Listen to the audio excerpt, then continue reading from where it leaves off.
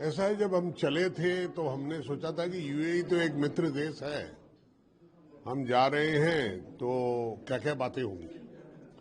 किंतु यहाँ आकर जब हमने देखा कि वो मित्र देश ने अपने तरफ से जो कंडेमनेशन करना था या जो कुछ है वो तो घटना घटने के कुछ घंटों के बाद ही कर दिया था, किंतु उनको सारी वस्तु स्थिति की जानकारी देने के लिए हम लोगों ने जब अपनी फैक्ट्स एंड फिगर्स के साथ बात बतानी शुरू की तो वो बहुत ही प्रभावित हुए और उन्होंने फिर अपने तरफ से जो रिएक्शन दिया और जो संदेश दिया उन्होंने, उससे मेरे को लगा कि हमें तो इतनी ज्यादा उम्मीद नहीं थी जो वो कह रहे हैं अभी, पर वो बड़े कड़े शब्दों में इस तरह की घटनाओं की निंदा करते हुए उन्होंने कहा, हम कल भी भारत के साथ थे, आज भी भारत के साथ में हैं और पूरी ताकत से हम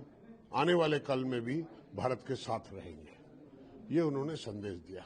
देखिए, ऐसा है कि जब हमारे माननीय प्रधानमंत्री न्यू नॉर्मल की बात कर रहे हैं तो उस वक्त न्यू नॉर्मल की बात यूएई भी कर रहा है कि आने वाले दिनों में एक सिविलाइज सोसाइटी का मापदंड क्या होना चाहिए, कैसी होनी चाहिए सिविलाइज सोसाइटी। और वही कारण है कि वो जितने कानून बना रहे हैं अपने देश में, वो एक अच्छी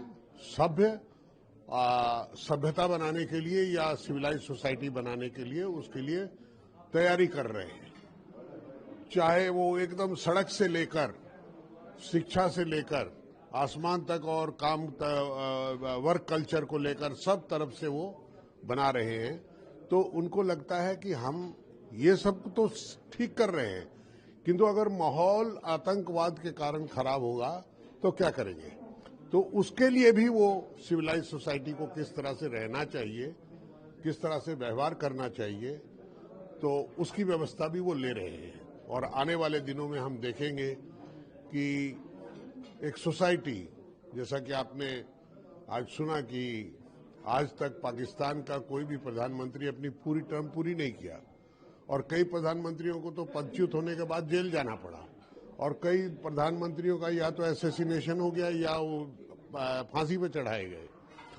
तो ये अपने आप का ही द्योतक है कि पाकिस्तान में वहां की सरकार का एजेंडा ये नहीं है कि वहां का राष्ट्र अमीर कैसे हो, खुशहाल कैसे हो, उन्नति कैसे हो।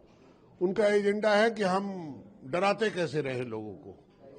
तो टेरर एक डराने का तरीका भी है और जघन्य अपराध करने का तरीका भी है। उन सारी चीजों को छोड़कर एक सभ्य दुनिया बनाने के लिए जरूरत है और वो वर्तमान युग में यहाँ के नवयुवकों को, जनता को, ये बार बार प्रधानमंत्री ने कहा, हमारी लड़ाई पाकिस्तान की आवाम के साथ नहीं है, हमारी लड़ाई आतंकवाद के साथ है। आतंकवादी जहां भी होगा हम उसके खिलाफ लड़ाई लड़ेंगे।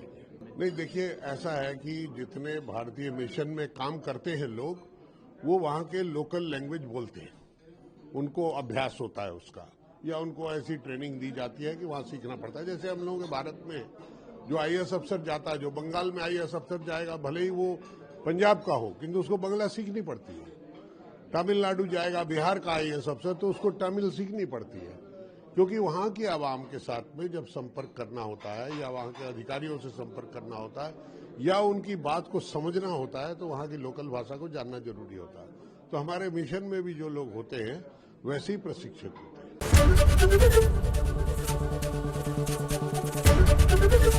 एबीपी गंगा, खबर आपकी, जुबान आपकी।